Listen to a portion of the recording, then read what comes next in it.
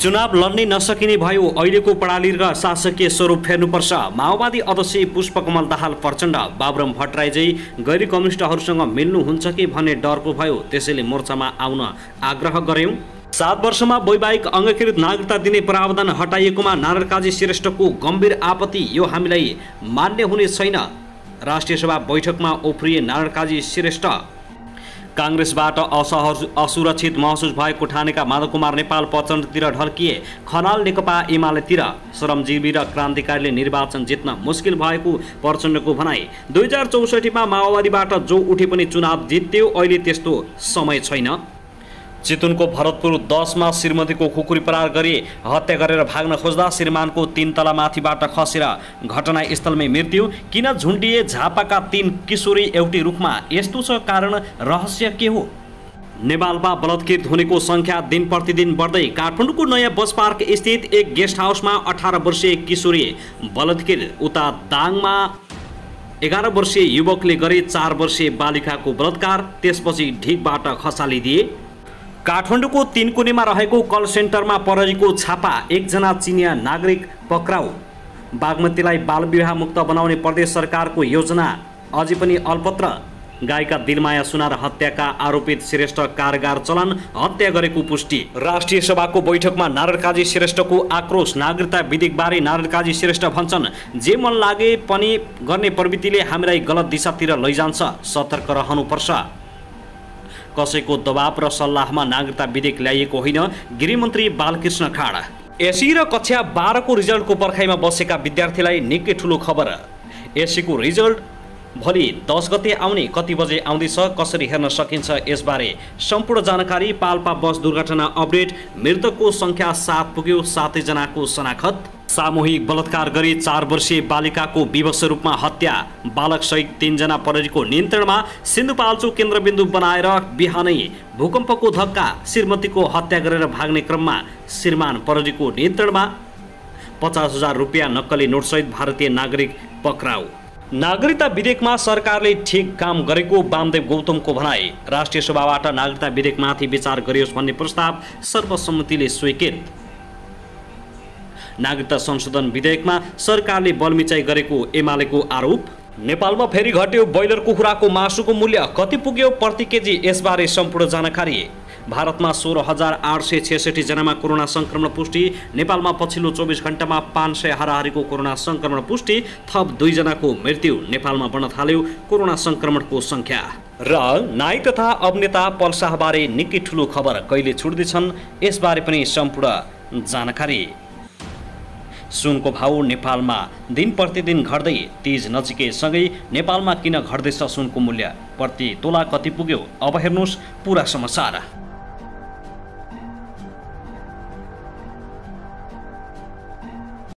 दर्शकबिन नमस्कार। YouTube channel Nepali खबर मिडियामा तपाईहरूलाई हार्दिक स्वागत छ।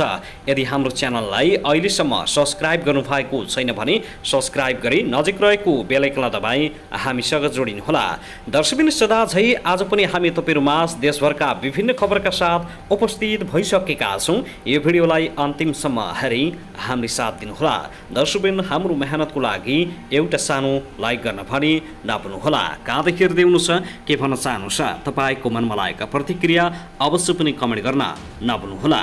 दर्शकबिन के तपाईँ हाम्रो च्यानलमा नियमित श्रोता हुनुहुन्छ? यदि नियमित हुनुहुन्छ भने तल कमेन्ट बक्समा नियमित अथवा रेगुलर लेख्नुहोस्। यदि तपाईँ नयाँ हुनुहुन्छ भने सब्स्क्राइब गरी जोडिनुहोस् ताकि नयाँ अपडेटका साथ हामी तपाईहरुमाझ दैनिक रूपमा उपस्थित हुने गर्दछौँ। हाम्रा अपडेटहरू तपाईहरूलाई के कस्तो लागिरहेका छन्, सल्लाह सुझाव प्रतिक्रिया कमेन्ट बक्समा छोड्न नभुल्नुहोला।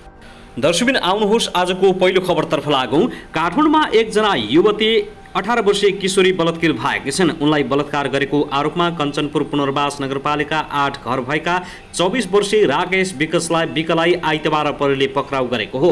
राकेशले ती किशोरीलाई काठमाडौँ महानगरपालिका 26 नयाँ बस पार्क मित्रनगर स्थित गेस्ट हाउसमा बलात्कार गरेको प्रहरीले जनाएको छ। उक्त खबर प्राप्त हुनसाथ प्रहरी प्रभाव गोगम्बुबाट खटिएको प्रहरीले उनलाई पक्राउ गरेको हो। घटनाका बारेमा थप अनुसन्धान भइरहेको प्रहरीले जानकारी दिएको छ। नेपालमा दिन प्रतिदिन बलात्कारको संख्या बढ्दै गएका छन्। आखिर किन? के नेपाल सरकारले यति फितलो कानुन बनाएकै कारण हो त? यसबारे तपाईको प्रतिक्रिया छोड्नुहोला। त्यसैगरी आउनुहोस् अब अर्को खबरतर्फ लागौँ। नेपाल कम्युनिस्ट पार्टी माओवादी केन्द्रका अध्यक्ष पुष्पकमल दाहाल प्रचण्डले विद्यमान निर्वाचन प्रणालीका कारण श्रमजीवी जनता र क्रान्तिकारी निर्वाचन जित्न मुस्किल हुँदै गएको बताएका छन्। गाउँपालिकाको अध्यक्षमा जित्नका लागि रु 10 करोड बराबरको खर्च भएको विवरण सार्वजनिक भएको सन्दर्भ जोड्दै उनले सङ्घीय निर्वाचन जित्नका लागि 1 अर्ब बराबरको खर्च हुने अवस्था देखिएको बताएका छन्। नेपाल कम्युनिस्ट पार्टीका संस्थापक नेता नरबहादुर कर्मा आचार्यको स्मृति दिवसको अवसरमा आज पार्टी केन्द्रीय कार्यालय पेरिस डाँडामा आयोजित कार्यक्रमलाई सम्बोधन गर्दै उनले निर्वाचन प्रणाली र शासकीय प्रणालीका कारण भ्रष्टाचार संस्थागत हुँदै गएकाले त्यसलाई परिवर्तन गर्न जरुरी रहेको बताएका छन्। संविधानले सँगै लोकतान्त्रिक गणतन्त्र संस्थागत गरेको भए पनि त्यस विरुद्ध केही तत्त्वले जेहाद छेडेको र सङ्घीयता विरुद्ध उभिने दृष्टता देखिएको उनले बताएका छन्। धेरै पैसा खर्च गर्न सकेन भने वा अनेकन टिकटम गर्न नसके निर्वाचन जित्न नसक्ने अवस्था सिर्जना भएको अध्यक्ष दाहालको भनाइ छ। उनले विचार मिल्नेसँग एकता प्रक्रिया अगाडि बढाइएको बताएका छन्। उनले गठबन्धनभित्र पनि साझा मत बनाएर सहकार्य गर्नुपर्नेमा जोड दिएका छन्।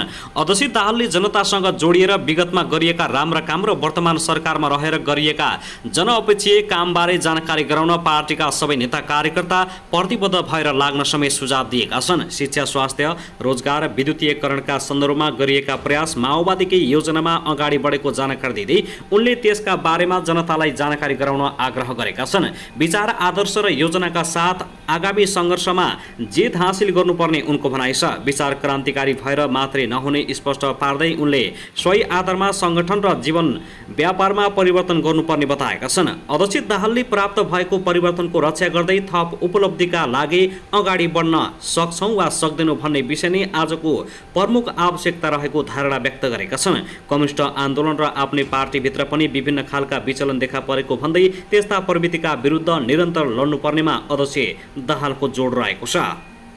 दर्शकबिन त्यसगरी आउनुहोस् अब अर्को खबरतर्फ लागौँ। पर्वतको सदरमुकाम कुस्मा बजारमा सोमबार बिहान भएको जीप दुर्घटनामा परि 5 जना घाइते भएका छन्। जिल्ला ट्राफिक प्रहरी कार्यालय पर्वतका प्रमुख प्रहरी नायब उपरीक्षक सुमन नेउरेका अनुसार कुस्मा नगरपालिका 5 बडा गाउँमा रहेको सशस्त्र प्रहरी बलको गढ नजिकैको सडकमा करिब 11:15 बजे G1 J 7851 नम्बरको जीप दुर्घटनामा परेको हो। जिल्लाको मोदी गाउँपालिका 5 बाजुङबाट मलामी बोकेर मोदीबेगी घाटतर्फ जाँदै गरेको जीप सडकबाट फुत्किएर नालीमा खसेको हो।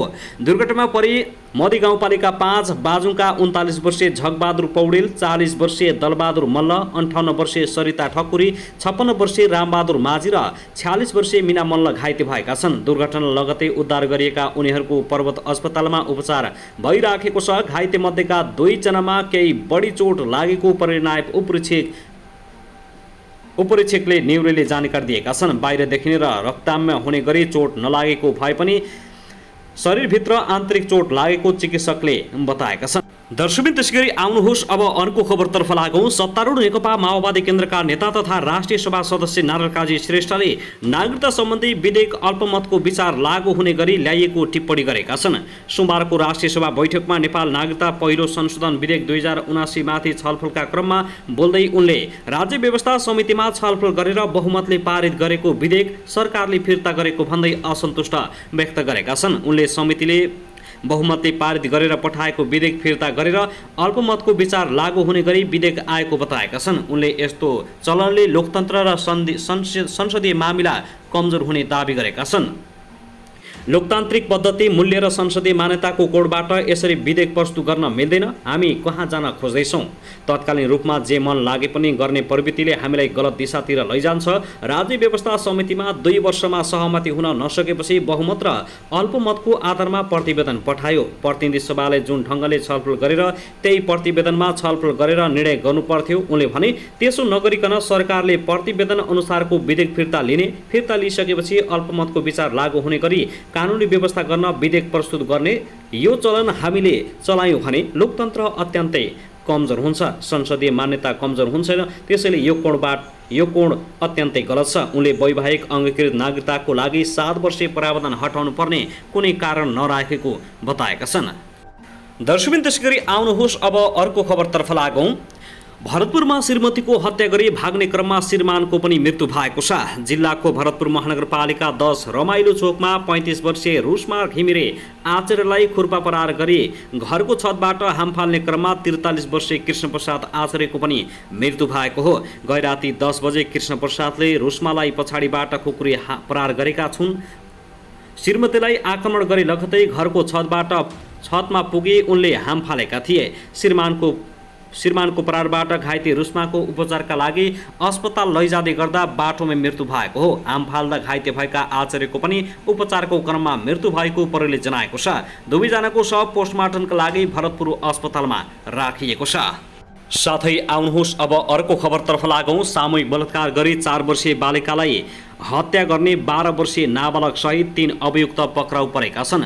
पर्साको वीरगञ्ज महानगरपालिका स्थित बजार क्षेत्रबाट गत बिहीबार साँझ बेपत्ता भएकी ती बालिकालाई सामूहिक बलात्कार गरी हत्या गर्ने 4 मध्ये नाबालक सहित 3 जना अभियुक्त पक्राउ परेका हुन्। उनीहरूलाई पर्सा प्रहरीले अनुसन्धानका क्रममा शनिबार नियन्त्रणमा लिए आइतबार जिल्ला अदालतबाट 5 दिनको म्याद थप गरिएको छ। बालिकाको परिवारले दिएको उजुरीका आधारमा प्रहरीले शुक्रबार बिहान बालिकाको शव वीरगञ्ज 2 छपकैया स्थित खारी जग्गाको झाडीमा फेला पारेको थियो।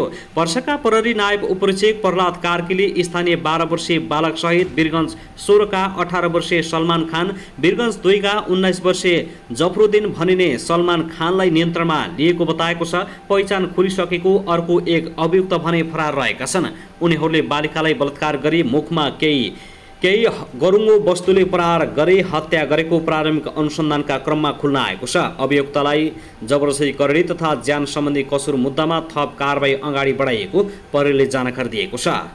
दर्शकबिन त्यसैगरी आउनुहोस् अब अर्को खबरतर्फ लागौँ। जनता समाजवादी पार्टी नेपालका अध्यक्ष उपेन्द्र यादवले आगामी निर्वाचनमा नेकपा एमालेसँग चुनावी तालमेल गर्ने गरी गृह कार्य थालेका छन्। पछिल्लो समय एमाले अध्यक्ष केपी शर्मा ओलीसँग यादवको भेटवार्ता बाक्लिएको समाचार बाहिरिएको छ। जसपा अहिले फुटिसकेको छ। डा बाबुराम भट्टराईले छुट्टै नयाँ दल गठन गर्ने भएका छन्। यादव भने आगामी संसदको निर्वाचनमा रणनीति बुन्न व्यस्त रहेका छन्। स्रोतका अनुसार यादवले देशव्यापी रूपमा 5 दलीय गठबन्धनसँग चुनावी तालमेल गरेर जाँदा पार्टीलाई नोक्सान हुने भन्दै बरु एमालेसँग मात्रै सहकार्य गर्ने गरी छलफल अगाडि बढाएका छन्। 2074 को चुनावपछि ओलीको नेतृत्वमा बनेको सरकारमा यादव आफै सहभागी थिए। त्यसअघि उनीहरूबीच खासै सुमधुर सम्बन्ध थिएन। हालै काठमाडौँमा आयोजित एक कार्यक्रममा यादवले आफू जसरी विदेशी शक्तिको दबावका कारण सरकारबाट बाहिरिनु परेको थियो त्यसैगरी ओली पनि सरकारबाट बाहिरिनु परेको थियो भन्ने अभिव्यक्ति दिएका थिए। यादवको उक्त अभिव्यक्तिलाई एमालेका नेता तथा कार्यकर्ताले जोडतोडले सामाजिक सञ्जाल मार्फत सेयर गरेका थिए। अहिले सत्ता गठबन्धन आगामी निर्वाचन लक्षित रणनीति बनाउन व्यस्त रहेको छ। तर यादवको ध्यान भने सत्ता गठबन्धन भन्दा पनि एमालेसँग सहकार्यमा पुगेको छ। हालै सम्पन्न भएको स्थानीय तहको निर्वाचनमा मधेसमा जसपाको शक्ति प्रभावशाली देखिएको छ। अधिकांश स्थानमा काङ्ग्रेस एमाले र जसपाको नै सर्वोच्च देखिएको थियो। जिल्ला समन्वय समिति गठनको लागि त एमाले र जसपा बीच धेरै ठाउँमा सहकार्य भएको छ। आगामी निर्वाचनमा 5 दल बीच गठबन्धन गरेर जानुभन्दा पनि एमालेसँग तालमेल गर्दा सिटको बाँडफाँडमा पनि सहज हुने यादवको बुझाइ छ। पछिल्लो समय यादव एमाले अध्यक्ष ओलीसँग सिट बाँडफाँडबारे छलफलमा जुटेको बताइएको छ। दर्शकबिन त्यसैगरी आउनुहोस् अब अर्को खबरतर्फ लागौँ। नेकपा एमालेसँग कार्यगत एकता वा चुनावी मोर्चा बनाउन एकीकृत समाजवादीका अध्यक्ष माधव कुमार नेपाल अनिच्छुक देखिए पनि सम्मानित नेता झलनाथ खनाल भने सकारात्मक देखिएका छन्। संघीय संसदको निर्वाचनमा 5 दलीय गठबन्धनमा नेतृत्वकर्ता नेपाली काङ्ग्रेसबाट असुरक्षित महसुस भएको भन्दै अध्यक्ष नेपाल माओवादी केन्द्रतिर र खनाल भने पूर्व पार्टी नेकपा एमालेतिर सकारात्मक देखिन थालेका हुन्। पछिल्लो समयमा वामपन्थी दलबीच सकेसम्म एकता नभई चुनाव गठबन्धन गरिनुपर्ने विषयमा जोड गरिरहेका खनाल गत स्थानीय तहको निर्वाचनमा नेकपा एमालेका उम्मेद्वारप्रति लक्षक मात्रै भएनन्, मत नै दिन कार्यकर्तालाई निर्देशन दिएका थिए। झलनाथ कमरेडले इलामका अगुवा कार्यकर्तालाई मुखै फोरेर एमालेका राम्रा उम्मेद्वारलाई मत दिन निर्देशन दिएका थिए। इलामका तुलसी बस्नेतले भने जसअनुसार नेकपा यस कमजोर रहेको स्थानमा गठबन्धनका उम्मेद्वारलाई मत नहाली एमालेका उम्मेद्वारलाई मत हालिएको थियो।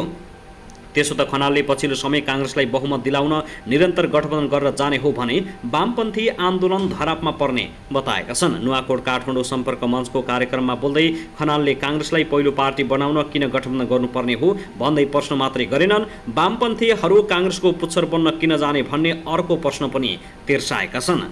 कार्यक्रममा खनालले वामपन्थी दलहरूबीच एकता नभई चुनावी गठबन्धन गर्न संसदको सबैभन्दा ठूलो दल एमाले पहल कदमी लिनुपर्नेमा समेत जोड दिएका छन्। संसदको ठूलो दलका नाताले वामपन्थीहरूबीच एकता नभई चुनावी मोर्चा बनाउन एमाले पहल कदमी लिनुपर्छ। स्रोतका अनुसार प्रतिनिधि सभा बैठकमा भेट हुँदा होस् वा टेलिफोन वार्ता मार्फत खनाल र एमाले अध्यक्ष ओलीबीच पछिल्लो समयमा सघन वार्ता भइरहेको छ। पूर्व एमालेहरूलाई एकै ठाउँमा ल्याउनु पर्नेमा ओली खनाल सकारात्मक देखिए पनि अध्यक्ष नेपाल भने अझै सकारात्मक देखिएका छैनन्। अध्यक्ष नेपाल माओवादी केन्द्रका अध्यक्ष पुष्पकमल दाहाल प्रचण्डसँग मिलेर समाजवादी केन्द्र निर्माण गर्नेतर्फ इच्छुक देखिएका छन्। गत साता सो विषयमा छलफल समेत सुरु गरेका प्रचण्ड नेपालले जनता समाजवादी पार्टीका बाबुराम भट्टराई र उपेन्द्र यादव सहितलाई समेटेर समाजवादी केन्द्र निर्माण गर्नेतर्फ जोड दिएका छन्। गत शनिबार जनकपुर विमानस्थलमा प्रचण्डले माधव कुमार नेपालसँग समाजवादी केन्द्र निर्माण गर्नेतर्फ गम्भीर कुराकानी भइरहेको र सो विषय चाँडै निचोडमा पुग्ने दावी गरेका थिए। पूर्व पार्टी एमालेसँग मिल्नुभन्दा पनि प्रचण्डसँग नेपालको हिमचिम बढेर नै होला। खनालले सार्वजनिक रूपमै आएका छन् भन्दै आएका छन् अब एमालेसँग सहकार्य हुन्छ।